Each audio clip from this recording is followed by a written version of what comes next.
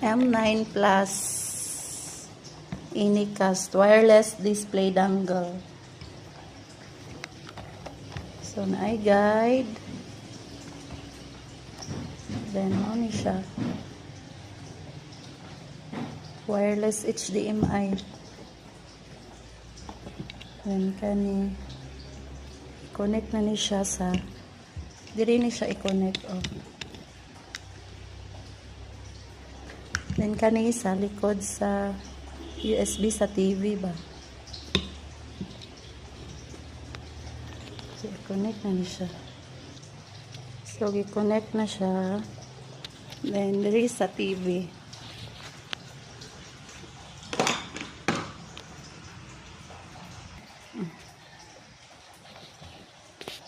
Connect na ko siya dire ang HDMI sa ilalo.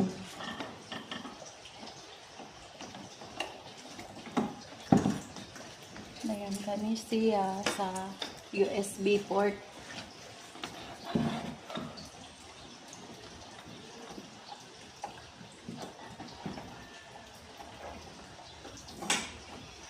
On yung TV.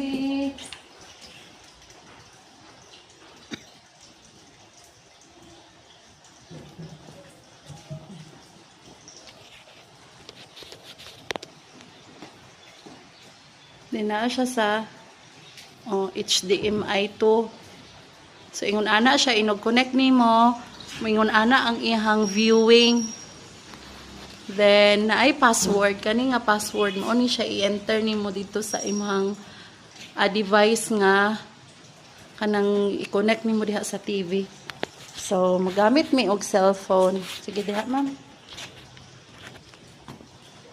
So naa dire Anycast na ata nang open ang wifi dayon makita ang Anycast.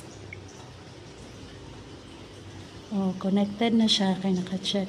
Then go ka sa imuhang kuan screen mirroring or screencast. Asa na siya ma'am? Ari ka, smart mirroring. Then, screen mirroring on. On mo na siya. On. Then, mo appear diha ang Anycast. Ani.